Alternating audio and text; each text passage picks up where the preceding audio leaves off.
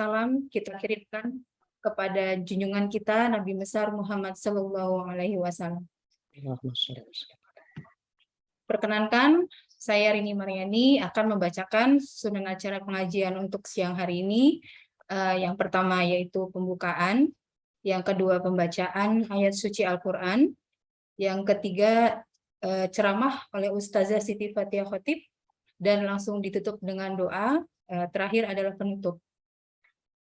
Untuk membuka acara siang hari ini, marilah kita bersama-sama memulai dengan bacaan basmalah. Bismillahirrahmanirrahim. Selanjutnya, pembacaan ayat suci Al-Quran yang akan dibacakan oleh rekan kita Bapak Sunu dan sari tilawah oleh Mbak Neni. Kepadanya kami persilakan. Assalamualaikum warahmatullahi wabarakatuh. Waalaikumsalam warahmatullahi wabarakatuh. A'udzu billahi minasyaitonir rajim. Bismillahirrahmanirrahim.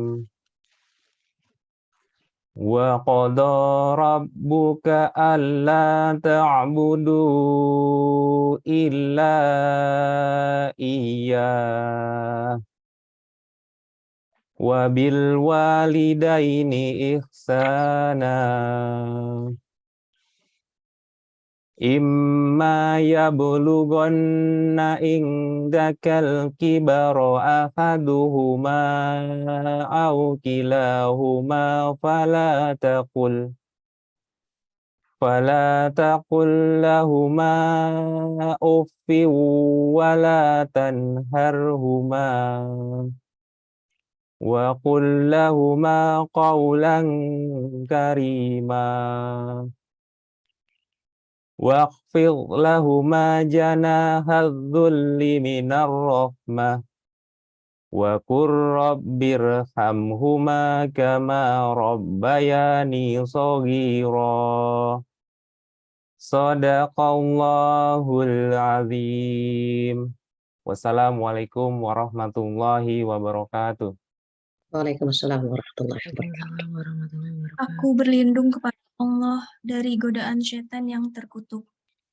Dengan menyebut nama Allah yang Maha Pengasih lagi Maha Penyayang. Dan Tuhanmu telah memerintahkan agar kamu jangan menyembah selain Dia, dan hendaklah berbuat baik kepada ibu bapak. Jika salah seorang di antara keduanya, atau kedua-duanya sampai berusia lanjut dalam pemeliharaanmu, maka sekali-kali janganlah engkau mengatakan kepada keduanya perkataan "ah". Dan janganlah engkau membentak keduanya, dan ucapkanlah kepada keduanya perkataan yang baik.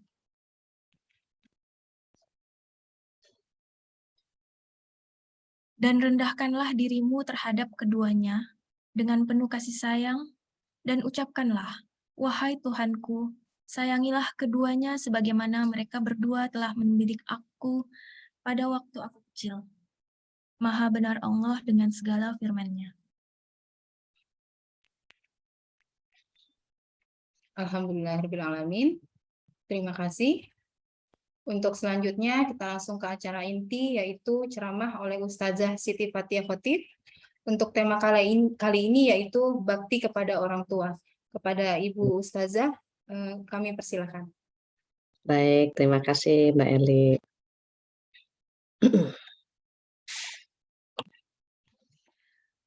Assalamualaikum warahmatullahi wabarakatuh. Waalaikumsalam warahmatullahi wabarakatuh. Bismillahirrahmanirrahim. Nahmaduhu wa nasta'inuhu wa nastaghfiruh wa na'udzubillahi min syururi anfusina wa min sayyiati a'malina may yahdihillahu fala mudhillalah wa may yudlilhu fala hadiyalah. Asyhadu an la ilaha illallah wahdahu la syarikalah wa asyhadu anna Muhammadan abduhu wa rasuluhu la nabiyya ba'dah. Alhamdulillah dan alhamdulillah pada hari ini, di hari Kamis, di mana amal ibadah kita itu diangkat ke langit setiap asar Kamis. Mudah-mudahan duduknya kita di majelis ilmu dicatat oleh Allah Subhanahu wa Ta'ala sebagai amal pemberat timbangan kita di hari kiamat nanti, dan semoga yang hadir hari ini Allah berikan badan yang sehat, kemudian Amin. umur yang panjang, rezeki yang berkah, yang sendiri Amin. mudah-mudahan mendapatkan pasangan yang soleh atau solehah, Amin. dan mudah-mudahan diberikan anak yang soleh-solehah, Amin. dan semua dikumpulkan di jannah. Amin ya rabbal alamin. Amin. Tak lupa selawat dan salam kita sampaikan kepada kekasih kita Rasulullah Sallallahu Alaihi Wasallam, di mana beliau bersabda, "Ridallahi fi ridal walidain wa sukhtullah fi sukhtil walidain." Ridha Allah tergantung kepada ridha kedua orang tua, dan murka Allah tergantung murka kepada kedua orang tua. Mudah-mudahan dengan hadis ini memotivasi kita untuk berbakti kepada kedua orang tua, terutama ketika seorang wanita belum menikah. Jadi kalau wanita belum menikah, dia berbakti kepada kedua orang tua hukumnya wajib. Tapi setelah menikah, dia tambah baktinya kepada suami. Berbeda dengan laki-laki. Laki-laki dari lahir sampai meninggal dia milik orang tuanya. Jadi kalau kita sebelum menikah milik orang tua, tapi setelah menikah maka milik suami kita. Saya boleh minta info nggak nih, yang hadir laki-laki berapa orang, yang perempuan berapa orang? Biar saya bisa menyesuaikan temanya.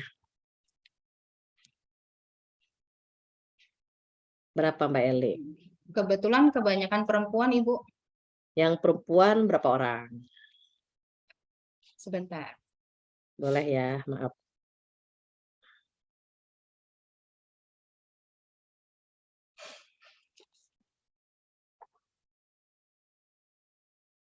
Untuk laki-lakinya kurang lebih 5 orang, Ustazah. Untuk Perempuannya, 5 orang saja? ya laki-lakinya. Perempuannya 23. Masya Allah ya, berarti mohon maaf Pak Sunu dan kawan-kawan sudah menikah ya? Yang kebetulan laki-laki? sudah, Ibu. Semuanya yang laki-laki sudah menikah ya? Alhamdulillah. Baik. Oke. Hari ini ketika kita berbicara tentang kedua orang tua, Allah Subhanahu wa Ta'ala berfirman dalam surat Al-Isra ayat 23-24, A'udzubillahi minasyaitonirrajim, wa qad rabbuka alla ta'budu illa iyyah wa bil walidaini ihsana. Dalam satu ayat ada 2 perintah, dan kedua-duanya itu hukumnya wajib. Yang pertama menyembah Allah, yang kedua berbakti kepada kedua orang tua.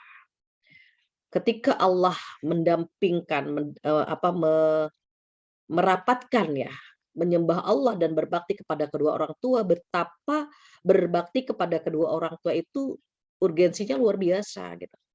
Sampai satu ayat itu digandeng gitu ya, terkait perintah menyembah Allah dan berbakti kepada kedua orang tua. Mengapa?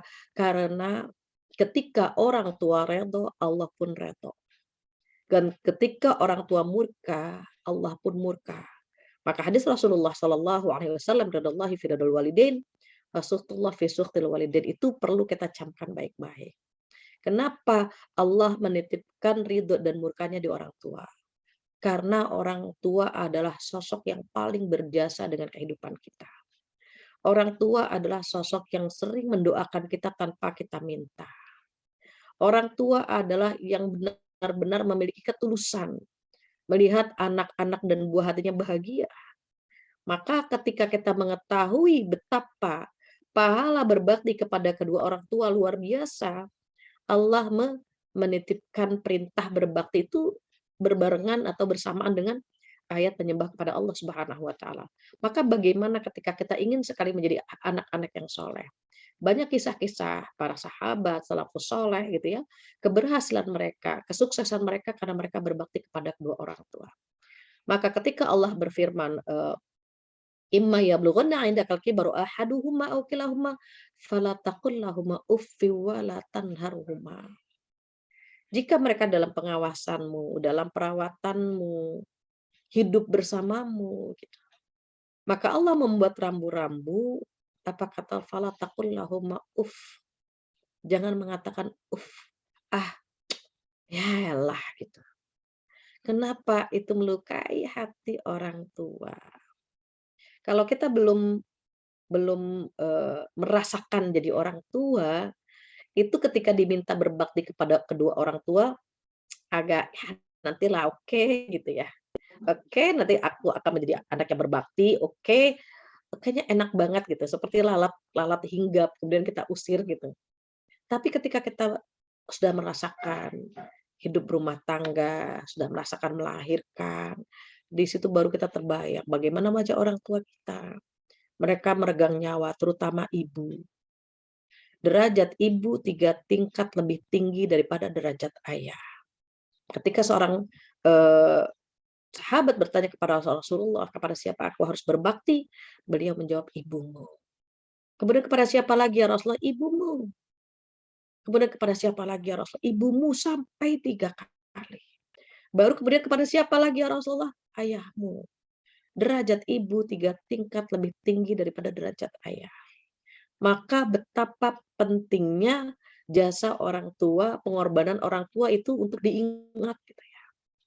Kalau kita mengingat pengorbanan mereka, kalau kita mengingat sulitnya mereka gitu membesarkan kita, menjadikan kita seperti saat ini gitu. Oh, kita akan menghargai sekali mereka. Ketika seorang hamba menggendong ibunya untuk ke tanah suci, menggendong ibunya dan ditanya apakah aku sudah menjadi anak yang berbakti? Apa jawaban Rasulullah? Satu desahan nafas ibumu saja belum bisa terbalas gitu. Dengan menggendong ibunya itu satu desahan nafas ibunya belum terbalas. Apalagi kita yang belum pernah menggendong ibu kita, belum pernah membahagiakan mereka gitu. Maka saya pernah ketika akan pergi ke salah satu kampus ya, ke Purwokerto, kebetulan saat itu saya naik kereta karena tiket habis.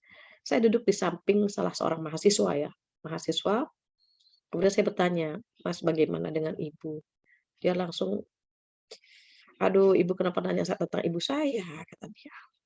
Enggak, kan Mas mahasiswa, biasanya kalau jauh dari orang tua baru terbayang gitu ya, kebaikan orang tua, jasa orang tua gitu, pengorbanannya dan seterusnya. Betul dia bilang. Ceritalah dia, mahasiswa ini mengatakan bahwa saya mendapatkan hidayah untuk berbakti kepada kedua orang tua ketika teman saya menitipkan semangka kepada saya.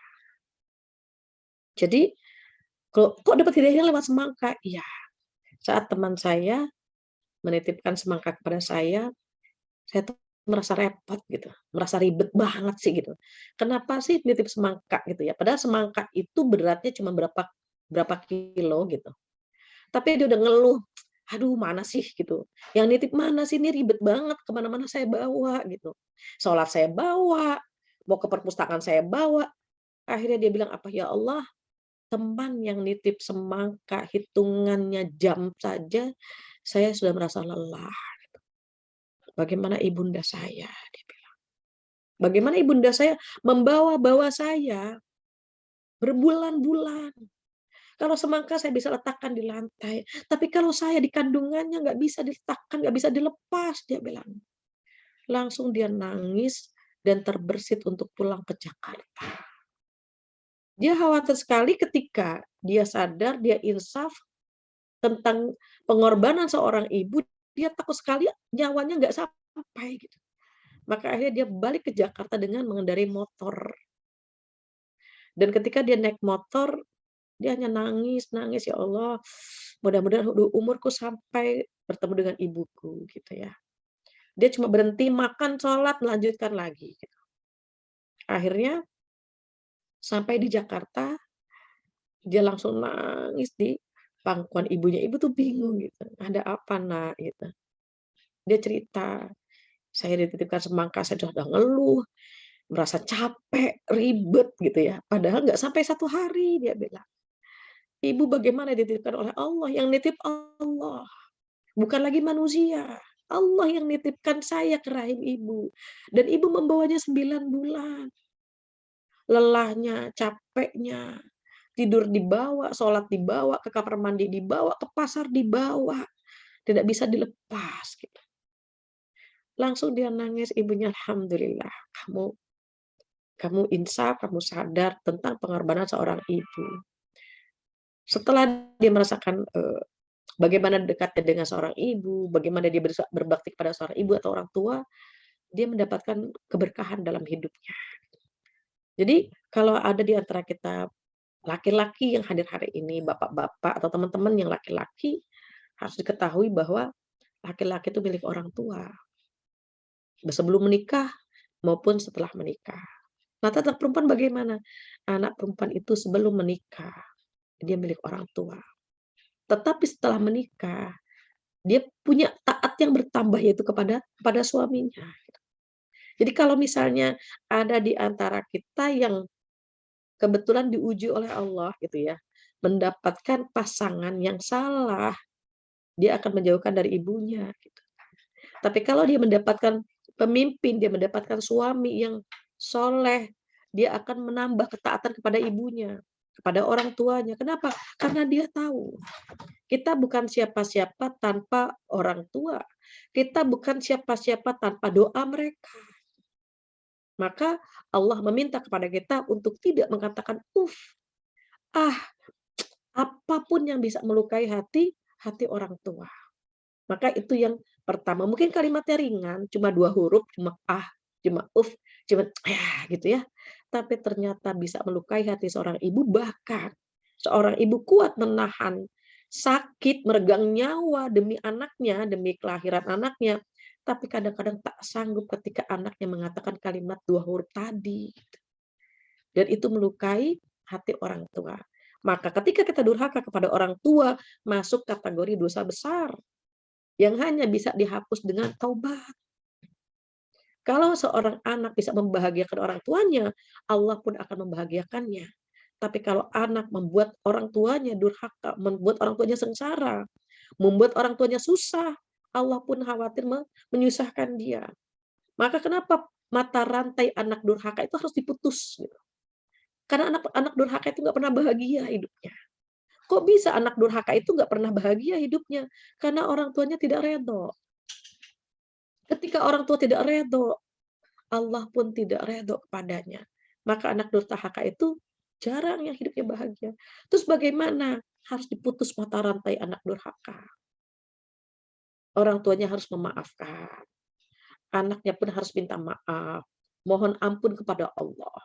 Minta agar dibuka pintu hati orang tuanya bisa memaafkan dia. Itu baru satu kalimat dari Allah Subhanahu wa taala, fala taqul lahum uff. Jangan mengatakan Lantas apa yang kedua? Wala tanharhuma. Jangan menghardik, jangan membentak, jangan berkata kasar kepada kedua orang tua. Jadi kalau misalnya berkata kasar saja itu kejahatan verbal saja berdosa, apalagi kejahatan fisik gitu. Jadi betapa Allah itu mengatur gitu ya, etika kita sama orang tua. Gitu. Harus bagaimana, tidak boleh mengatakan tidak boleh menghardik, bahkan apa kata Allah, wa qul lahuma qaulan karimah. Justru berkatalah dengan sopan, dengan santun gitu ya. Berbakti kepada kedua orang tua, membahagiakan, membuat orang tua bangga gitu. Jadi jangan sampai kita hidup ini hanya membuat orang tua menangis dengan kesulitan kita, menangisi hidup kita gitu, menangis dengan permasalahan kita gitu. Kalau bisa bagaimana orang tua kita bahagia dengan prestasi kita, orang tua bisa bahagia dengan pekerjaan kita gitu ya. Syukur-syukur setiap bulan Insya Allah ya, jika ibu-ibu, teman-teman, bapak dan ibu itu bisa menyisihkan rezeki untuk orang tua. Ketika kita mentransfer untuk orang tua, ketika kita bisa memberikan sedikit rezeki kita buat orang tua, maka orang tua akan mengatakan, nah, Masya Allah, nah, terima kasih. Terima kasih. Setiap bulan kamu sudah transfer ibu, sudah membahagiakan ibu, gitu ya. Mudah-mudahan hidupmu bahagia, nak. Aras di atas langsung berguncang, hebat mengabulkan doa ibu kita. Even yang dia berikan tidak banyak, tapi ibunya redho, ibunya bahagia, ibunya bangga memiliki anak yang bisa memperhatikan dia.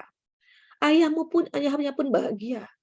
Ayahnya itu bangga memiliki anak yang ingat pada orang tuanya. Gitu.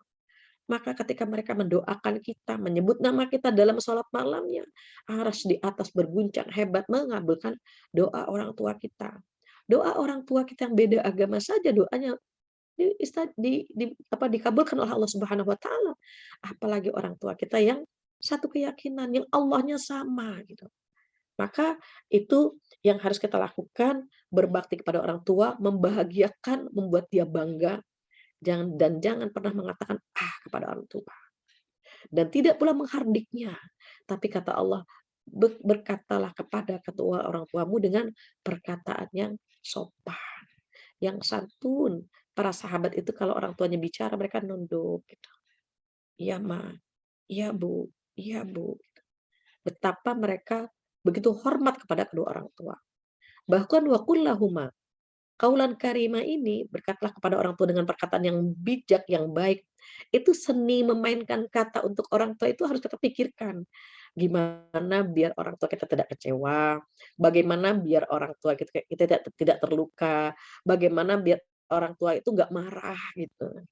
Di akhir zaman mencari anak yang bisa seperti ini itu susah gitu.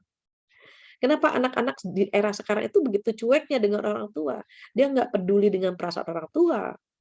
Dia nggak peduli dengan apa yang akan tersimpan gitu ya, menjadi kenangan gitu ya terhadap apa dari perkataannya. Dia nggak pernah berpikir ke sana. Dia cuma yang penting dia sudah gitu. Padahal jika orang tuanya terluka, itu PR besar buat kita. Apalagi jika kita belum sempat meminta maaf dan orang tua kita sudah meninggalkan kita, na'udzubillah. Maka buat teman-teman, ibu dan bapak gitu ya, adik-adik semua yang jika masih ada orang tuanya, bahagiakan. Buat orang tua bangga. Kalau bisa ya, kalau bisa setiap bulan gitu ya, transfer rezekinya untuk orang tua. Jangan pernah takut miskin, jangan pernah takut miskin. Justru dengan berbagi kepada kedua orang tua, rezeki kita berkah, berkah, berkah. Bagaimana keberkahan rezeki kita? Tanpa sepengetahuan kita, Allah menitipkan rezeki ini di saku kita, di dompet kita, di ATM kita. Cukup terus gitu ya, cukup terus. Hati kita bahagia terus. Kok bisa orang tua kita redho dengan apa yang sudah kita lakukan kepada mereka gitu. Maka jangan ditunda dalam hal yang satu ini. Berbakti kepada orang tua, membahagiakannya dan membuat dia bangga. Kemudian apa ayat selanjutnya setelah ayat 23 gitu ya. 24 kata Allah, a'udzubillahi minasyaitonir rajim, wakhfid lahum adzana hadzul, mengalah, merendah. Even detail kita lebih tinggi daripada orang tua kita. Jangan salah, jangan lupa yang membuat kita berpendidikan itu orang tua kita. Orang tua kita hebat bisa mencetak anak seperti kita. Kita belum tentu bisa mencetak anak-anak kita seperti kita gitu. Spiritualnya, mentalnya gitu ya, intelektualnya belum tentu. Belum tentu kita mampu mencetak anak-anak kita seperti mereka mencetak kita gitu. Maka saat misalnya kita punya pendidikan yang lebih tinggi, pengalaman lebih banyak, ilmu yang misalnya katakanlah detailnya gitu ya, gelarnya dan seterusnya, tetap mengalah, merendah. Di mata kita mungkin orang tua kita pernah salah ya di mata kita. Tapi gitu, tapi di mata mereka apa yang mereka sampaikan itu benar adanya. Oh ya sudah ngalah gitu. Ya sudah ngalah. Mengalah itu lebih baik. Dia ada, iya Bu, iya insya Allah, iya insya Allah, gitu. Kita mengalah aja. Nggak perlu bersitegang, tidak perlu bersikeras untuk mempertahankan pendapat kita, udah. Gitu.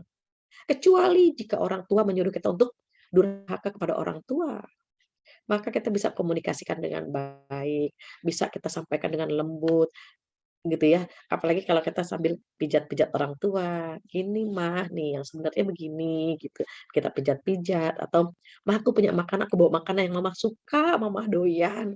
"Oh iya Nak." Iya, nanti baru ketika dia sudah makan, dia sudah senang, baru kita sampaikan, "Mah yang kemarin begini begini," dan seterusnya gitu. Jadi kita cari pintu atau celah di mana orang tua kita bisa menerima apa yang kita sampaikan gitu ya. Ini bukan masalah benar dan tidaknya, tapi siapa yang lebih harus dihormati, siapa yang harus mengalah gitu ya. Agama Islam itu luar biasa, etika sama orang tua sampai diatur sedemikian indahnya gitu.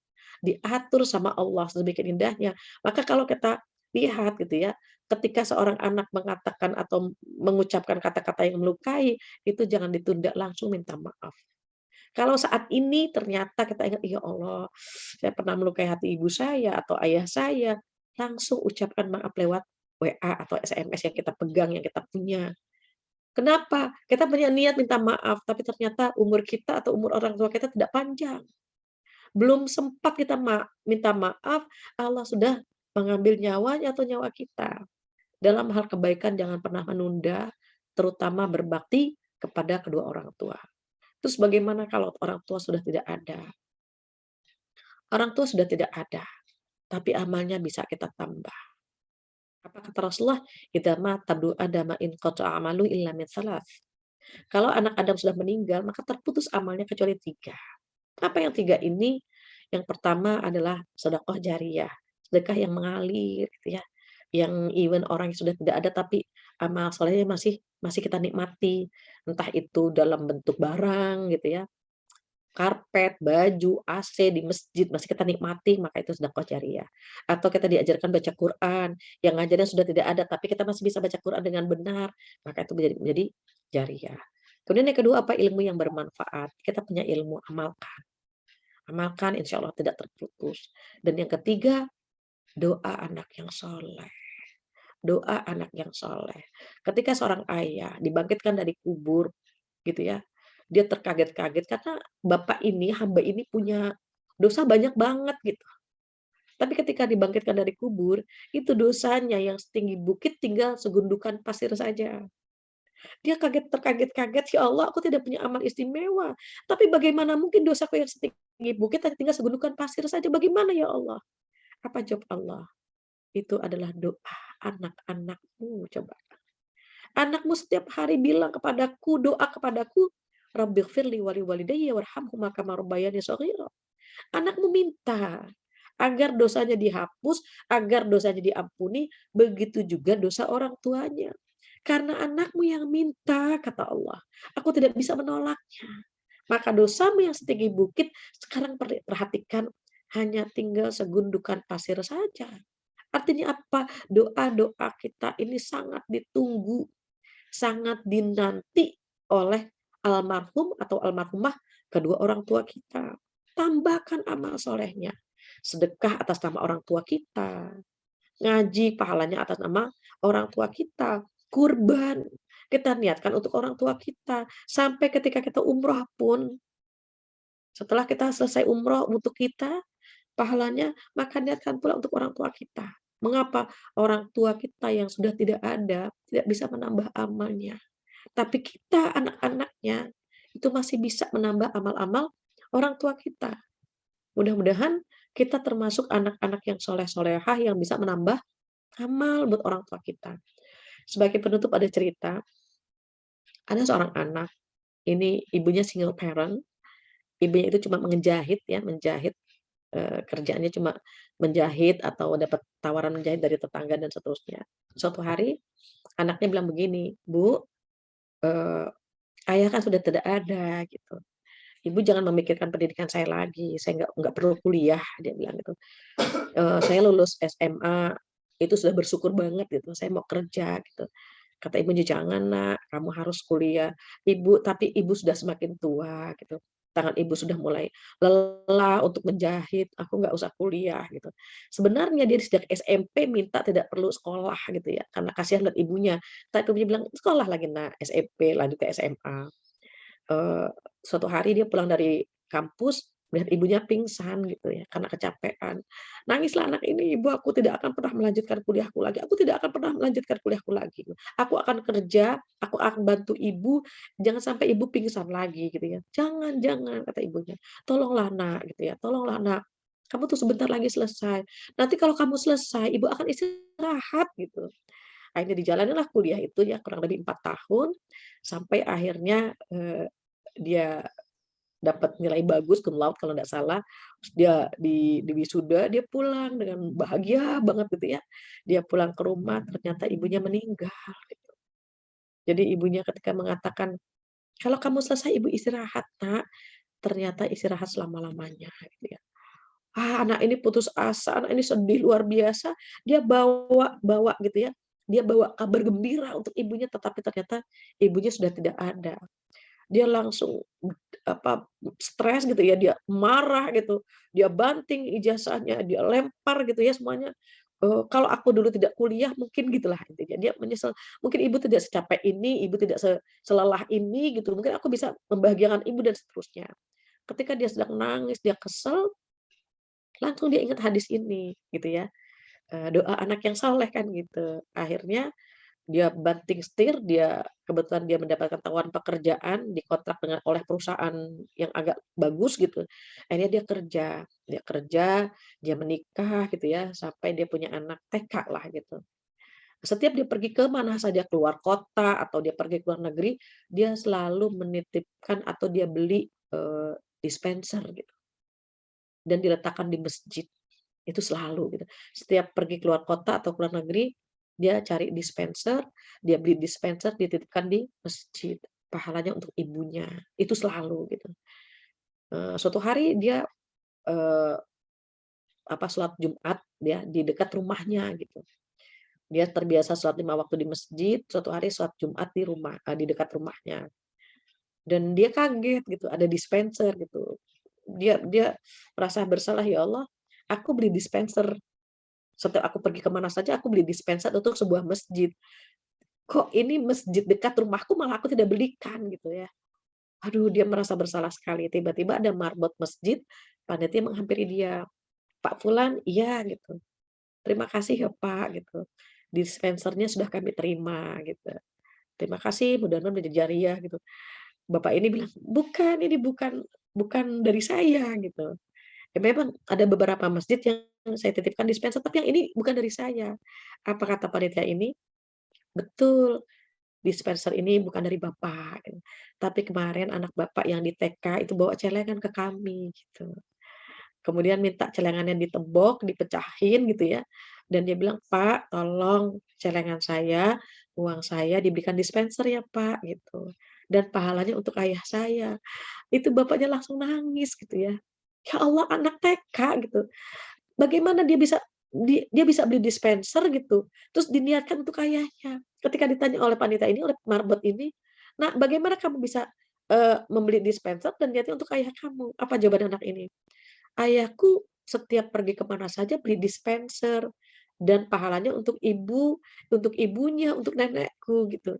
Jadi aku pun ngikutin jejak ayah gitu. Jadi aku belikan dispenser dan pahalanya untuk ayahku. Masya Allah gitu ya, luar biasa. Jadi ketika kita menjadi anak yang soleh, anak kita akan berbakti kepada kita. Apa pasal Rasulullah? Birru aba'akum tabirrukum auladukum. Berbaktilah kepada kedua orang tuamu, maka kelak anak-anakmu akan berbakti kepadamu. Mudah-mudahan kita diberi kesempatan untuk berbakti kepada kedua orang tua, membahagiakan orang tua, membuat bangga orang tua, sehingga kelak anak-anak pun akan melakukan hal yang sama untuk kita. Wallahu a'lam bishawab, tidak terasa sudah jam 1. Saya rasa materi untuk hari ini cukup sekian. Insya Allah kita bisa sambung dengan ngobrol-ngobrol ya. Mohon maaf jika saya agak emosional, agak sensitif ini kalau sudah membahas orang tua ya. Jika ada tutur kata yang kurang berkenan, saya mohon dimaafkan. Wabillahi taufiq wal hidayah. Assalamualaikum warahmatullahi wabarakatuh. Waalaikumsalam warahmatullahi wabarakatuh. Waalaikumsalam Terima kasih Ibu warahmatullahi Ustazah untuk tausiahnya. Untuk selanjutnya kami persilakan kepada teman-teman karyawan Metrodata untuk jika memang ada pertanyaan silakan. Silakan Ibu dan Bapak-bapak, adik-adik mungkin ya, adik-adik saya, anak-anak saya. Kalau ada yang mau disampaikan, ditanyakan boleh. Mau raise hand boleh, mau chatting Silakan di room juga teman-teman boleh. yang mau raise hand boleh atau mau chat di roomnya boleh.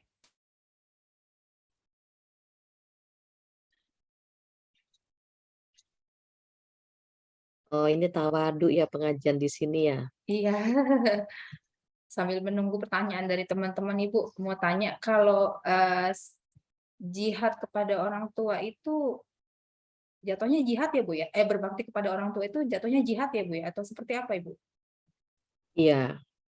Jadi seorang sahabat pernah ya, ketika ada perintah jihad, kemudian dia izin kepada Rasulullah SAW untuk menjaga ibunya gitu. Jadi menunggu ibunya itu ya karena ibunya sudah tua renta ya, nggak ada yang menjaganya, maka Rasulullah mengizinkan untuk dia tetap menjaga ibunya. Mengapa? Karena menjaga orang tua itu kan kita harus mengalah, mengorbankan perasaan kita. Mudah-mudahan dengan demikian, dengan mengorbankan perasaan, mengorbankan kepentingan kita, mengorbankan fisik mungkin gitu ya, boleh jadi di mata Allah pahalanya seperti pahala jihad fisabilillah. Demikian, Mbak Eli. Ya, teman-teman.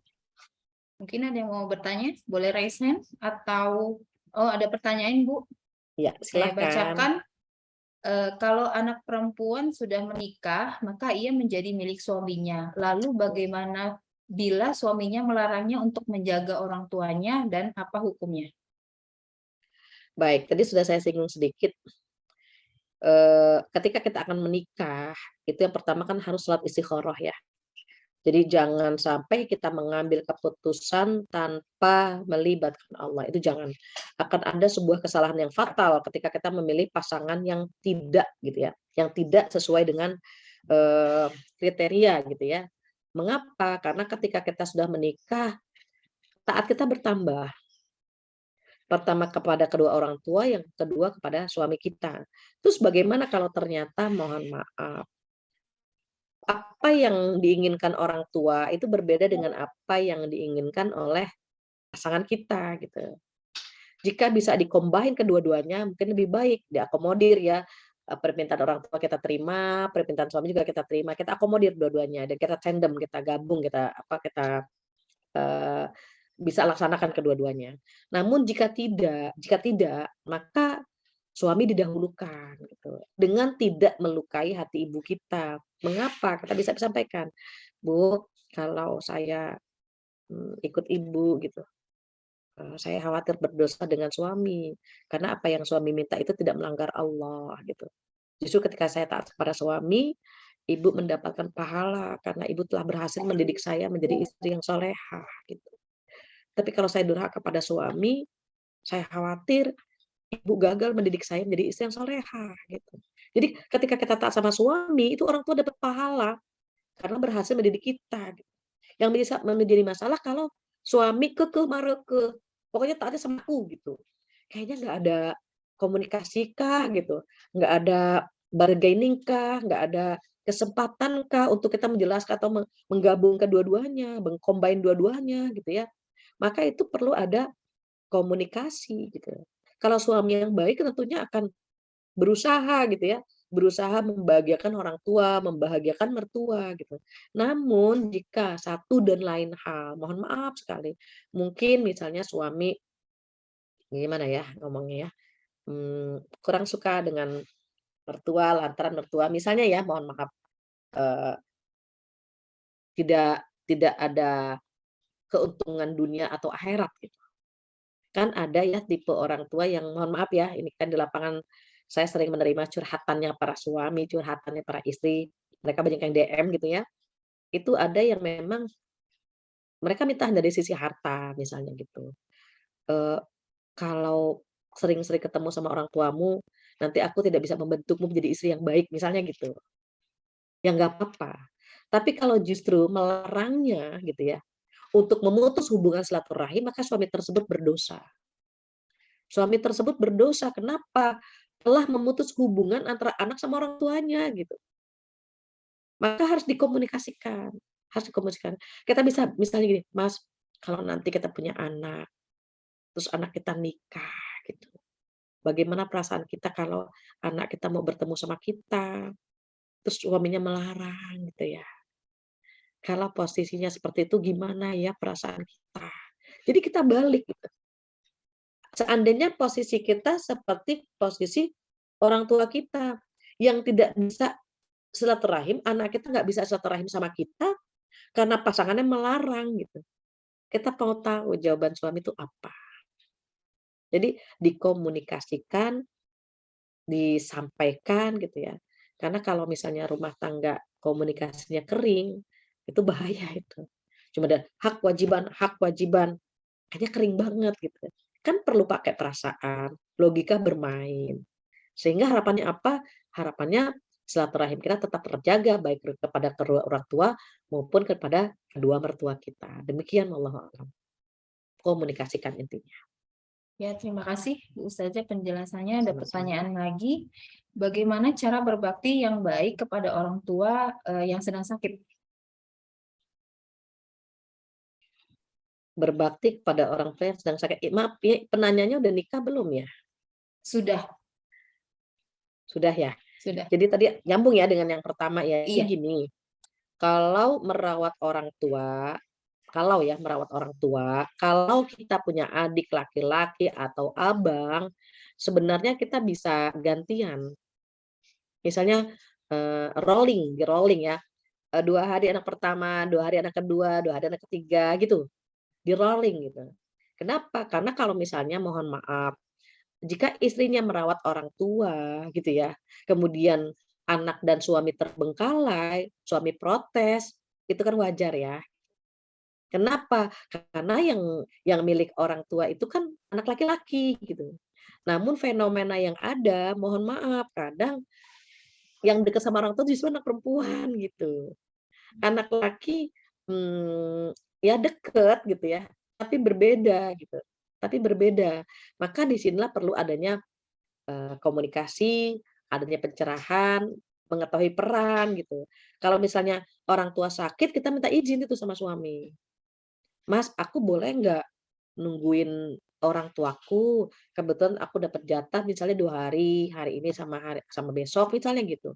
Itu izin, harus izin terlebih dahulu gitu. Kalau misalnya eh, jangan 2 hari deh gitu, 1 hari aja gitu ya. Nah itu dikomunikasi lagi ke abang dan adik-adik kita, saudara-saudara kita. Enaknya gimana ya gitu. Atau misalnya kita mengambil asisten gitu ya, asisten yang mendampingi ibu. Nanti kita patungan gitu misalnya. Kita membayar asisten tadi itu kita patungan. Abang kita, adik kita patungan gitu ya sesuai dengan kemampuan yang ada. Yang penting ibu ada yang merawat. Walaupun sentuhan asisten, sentuhan ART dengan sentuhan anak pasti berbeda gitu. Kalau anak itu kan ada hubungan ya, ada hubungan jiwa. Tapi kalau ART kan nggak ada. Namun jika ternyata suami tidak mengizinkan, ya baiknya dikomunikasikan dengan saudara-saudara yang lain gitu. Eh, jadi kita sekarang harus paham kalau misalnya mertua kita sakit, suami kita itu milik orang tuanya. Mas, tengok ibu gitu. Mas, coba dimusyawarahkan dengan saudara-saudara yang lain. Kira-kira bagusnya bagaimana gitu. Karena terkadang ada juga perempuan yang menguasai istri kan gitu. Jadi perempuan itu mulai deh mau ke rumah mamah ya. Jadi ngelarang gitu ya, ngelarang. Tapi bukan perempuan yang di sini, perempuan yang di luar sana yang jauh banget gitu ya. Kalau di sini kan insya Allah wanita solehah semuanya. Jadi kita mulai mulai harus memahami, oh suami kita itu milik orang tuanya. Jadi misalnya, Mas, ingatkan, Mas, bulan ini sudah ngirim ibu belum? Mas, ayah sama ibu bagaimana kondisinya gitu. Kalau bisa setiap bulan, misalnya kalau dekat ya kalau memang terjangkau, tengoklah mereka gitu. Rasanya enak kali ya, rasanya indah kalau kita punya anak, terus anak kita nengok kita gitu. Jadi kita kan akan tua gitu. Kita pun akan merasakan sebagaimana yang orang tua kita rasakan. Rindu sama anak, itu aduh kalau udah rindu sama anak, rindu sama cucu itu kan susah gitu ya. Jadi kita harus pahami bahwa kita pun nanti akan seperti mereka. Mudah-mudahan dengan memahami peran kita masing-masing, tidak ada lagi kesenjangan, tidak lagi ada perdebatan antara menantu, mertua, orang tua, suami dan seterusnya. Demikian wallahu a'lam. Mbak Eli masih di mute? Alhamdulillah, terima kasih Ustazah untuk kajiannya. Sama-sama. Semoga bermanfaat untuk kita semua. Mohon Amin. dibantu untuk langsung penutup, Bu Ustazah. Baik, adik-adik, Bapak dan Ibu yang dirahmati oleh Allah Subhanahu wa taala, alhamdulillah kita sudah di penghujung acara dan mudah-mudahan materi ini bermanfaat untuk saya pribadi dan untuk kita semuanya yang hadir hari ini. Kita harus ingat dengan hadis Rasulullah SAW, berbaktilah kepada kedua orang tuamu, maka kelak anak-anakmu akan berbakti kepadamu. Nikmat sekali memiliki anak-anak yang soleh-soleha. Maka sebagaimana kita merasakan kenikmatan itu, maka berikanlah kenikmatan itu kepada kedua orang tua kita. Dia pun akan bahagia memiliki anak-anak yang soleh-soleha, yang bisa berbakti kepada keduanya. Dan sebagai penutup, kita baca doa penutup majelis bersama-sama. Subhanakallahumma wa bihamdika asyhadu an la ilaha illa anta astaghfiruka wa atubu ilaik. Kurang lebihnya mohon maaf. Wabillahi taufiq hidayah. Assalamualaikum warahmatullahi wabarakatuh. Waalaikumsalam Waalaikumsalam warahmatullahi warahmatullahi wabarakatuh. wabarakatuh. Saya selaku pembawa acara dan tim yang bertugas mohon dimaafkan juga atas kesalahan dan kata-kata dan perbuatan. Kami pamit undur diri. Assalamualaikum warahmatullahi wabarakatuh. Sampai jumpa di kajian Waalaikumsalam. selanjutnya. Sama-sama. Terima kasih Pamit ya Ustazah. semuanya ya. Makasih, Mohon maaf lahir Ustazah. batin. Ustazah. Assalamualaikum Sehat-sehat, warahmatullahi Bu. wabarakatuh. Amin ya rabbal alamin. Alhamdulillah.